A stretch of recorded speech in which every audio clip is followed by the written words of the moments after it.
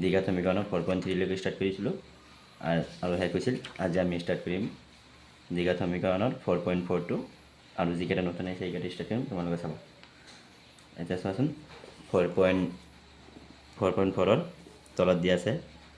এইকেইটা আগত আছিল, তথাপি দুটা কৰি দিম, ইয়াত দুটা কৰি দিম, আৰু এইখিনি আগৰ পৰা আছিল, আৰু এইখিনি চোৱা, এইখিনি আগৰ পৰাই আছিল, অকল এইটো 7 নম্বৰটো আৰু 8 নম্বৰটো এইকেইটা নতুন আহিছে। এতিয়া 1 নম্বৰতে চোৱা, তলত দ্বিঘাত সমীকৰণবোৰ মূলবোৰ প্ৰকৃতি নিৰ্ণয় কৰা। যদি বাস্তৱ মূল থাকে তেন্তে সেইবোৰ ওলোৱা। যদি বাস্তৱ মূল থাকে তেন্তে ওলাব লাগে, আৰু যদি নাথাকে সেইটো আমি নকৰোঁ। এতিয়া চাবা 1 নম্বৰটো চোৱা, এক্সাৰচাইজ ইমান লিখিম, এক্সাৰচাইজ লিখা,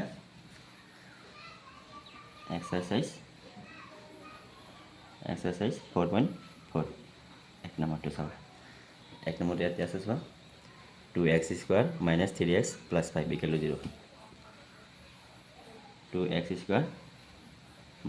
3x + 5 = 0 আছিল। এতিয়া চোৱা, লেট এ, এতিয়া চোৱাচোন এ কিমান আছে, এ আছে 2, বি কিমান আছে চোৱাচোন, বি আছে চোৱা, বি আছে -3, বি = -3, আকৌ চি দি আছে -5, এই -5 নাই +5। এতিয়া চোৱা, আমি দ্বিঘাত সমীকৰণ জানো, আগতে কি বুজিছোঁ, যদি বাস্তৱ মূল থাকে পিছে কাম কৰিবা, ফৰ্মুলা আছিল ডি = বি স্কোৱাৰ মাইনাছ কি আছিল 4ac। এতিয়া চোৱা, বি মানে কি জানা, -3 আকৌ স্কোৱাৰ আছে, স্কোৱাৰ দি দিয়া, এতিয়া মাইনাছ আছে -4, 4টো ৰাখি দিয়া ইনটু, এতিয়া এ মানে কি জানা 2 ইনটু কিমান হ'ব কোৱা, 2 ইনটু হ'ব চি কিমান আছে 5। এতিয়া এইটো পূৰণ কৰিলে কিমান হ'ব, +9 মাইনাছ স্কোৱাৰ আহি যাব, আৰু 3 3 9 মাইনাছ দি দিয়ে 8 5 কিমান হ'ব 40। এতিয়া চোৱাচোন, এইটোৰ পৰা এইটো বাদ দিলে কিমান থাকে, -20 আৰু 9, এতিয়া কিমান হ'ব 31 ন। পিছে এইটো 0তকৈ সৰু ওলাইছে,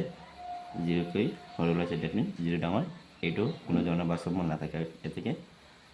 লিখি দিবা, কোনো ধৰণৰ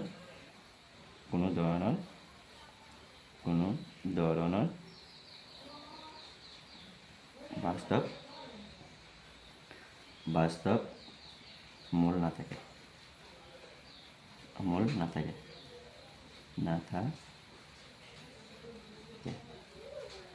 আচ্ছা চাইছা, কোনো ধৰণৰ বাস্তৱ মূল নাথাকে, কিয়, ইয়াত চোৱা তোমালোকৰ, ইয়াতে আছে চোৱা, কাৰণ 0তকৈ ডাঙৰ ওলালে এইটো বাস্তৱ মূল থাকিব, আৰু 0তকৈ সমান ওলালে বা 0 ইকুৱেল হ'লে এইটো বাস্তৱ মূল থাকিব,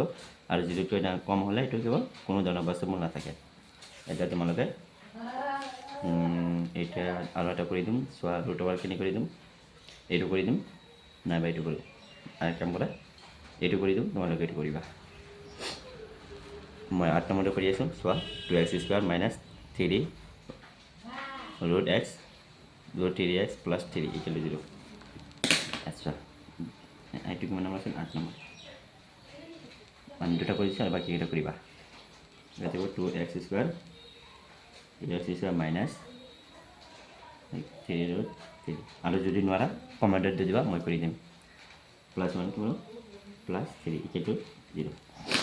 এতিয়া চোৱাচোন, এ কিমান হ'ব, কোৱা, এ হ'ব 2, বি কিমান হ'ব, বি হ'ব -3 √3 ন, আকৌ চি কিমান হ'ব, চি = হ'ব 3, হৈছে ন। আচ্ছা, এতিয়া ফৰ্মুলাটো পেলাই দিবা, ফৰ্মুলা কি আছিল, ডি = -4² - 4ac ন। আচ্ছা, বি মানে কি জানা, এইটো -3 আকৌ √3 হোল স্কুৱাৰ -4 ইনটু এ মানে কি জানা 2 ইনটু চি মানে কিমান জানা 3। এতিয়া চোৱা, এইটো মাইনাছ আছে, এইটো স্কুৱাৰ কৰিলে প্লাছ হৈ যাব ন, 3 × 9 কিমান হ'ব 9। এতিয়া চোৱা, ইনটু এইটো ৰুট এইটো কেঞ্চেল হ'ল, পিছে কিমান থাকিব 3 ন, 3 মাইনাছ ইয়াত থাকিব 8, 3 গুণ কিমান হ'ব কোৱা, 8 3 গুণ 24 ন। 8 3 গুণ 24 আচ্ছা ইয়াত কি হ'ব 9 3 গুণ 27 মাইনাস 1 হ'ব 24 এটা চোৱাচোন 27 পৰা 3 24 গ'লে কিমান থাকে 3 পিছে এইটো 0কৈ ডাঙৰ লৈছে পিছে এইটো বাস্তৱ মূল হ'ব আৰু ইয়াত কি হ'ব জানা অসমান আৰু বাস্তৱ মূল এটা চাম আমি দুটা বাস্তৱ মূল ল'ম বাস্তৱ মূলৰ ফৰ্মুলা আছিল s equal to লিখি ল'বা তোমালোকে s equal to minus b root over plus minus plus minus root over minus b square b square minus 4ac ন এইটো ফৰ্মুলা ডিভাইডেড বাই কি আছিল কোৱা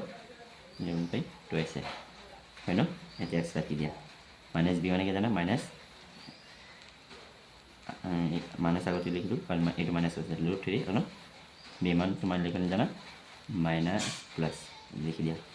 ৰুট ওভাৰ এতিয়া ৰুট ওভাৰ এইখিনি আমি পাইছোঁ এইখিনি মানে কিমান জানো কোৱা এইখিনি মানে জানো 3 ন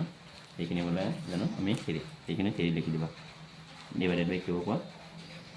ডিভাইডেড বাই 2 ইনটু m মান কিমান আছিল কোৱা m মান আছিল কোৱা m মান 2 আছিল ন এতিয়া m মান 2 কাটি দিয়া যে ইয়াত ইমপ্ৰেছন দি দিবা আছে ন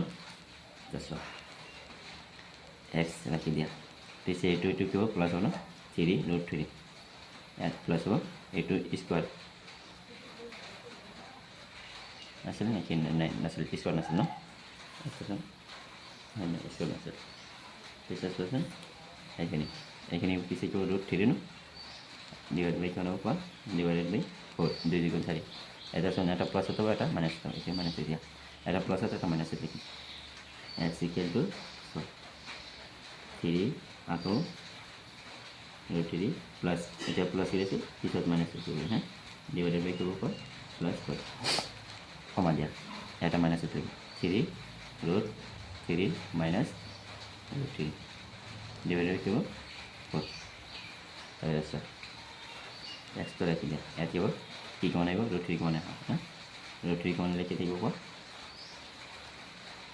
3 minus 1 divided by কি হ'ব 4 কমা ইয়াত কি হ'ব ৰুট 3 কমন ল'লে কি হ'ব এইটো প্লাছ হ'ব কাৰণ প্লাছ আছিল পিছে এইটো ৰুট 3 কমন লৈছে থাকিব কি 3 minus 1 divided by 4 এইখিনি তোমালোকৰ বাস্তৱ দুটা মূল হ'ব এতিয়া চোৱা তোমালোকে এইটো কি কৰিম আকৌ এইটো মাইনাছ 1 না আচ্ছা x equal to কি হ'ব কোৱা কিমান হ'ব 4 ৰুট 3 ন 4 ৰুট 3 ইয়াত কিমান হ'ব কোৱা 4 কমা দিয়া ইমান ইয়াত কিমান হ'ব 2 ৰুট 3 ন 2 ৰুট 3 ডিভাইড বাই কিমান হ'ব 4 এইটো কেঞ্চেল এইটো 1/2 ন আচ্ছা পিছে মূলটোতে কি হ'ল ৰুট 3 কমালতে লিখিবা 1/ৰুট 3 বাই কিমান হ'ব 2 গতিকে মূল দুটা হ'ব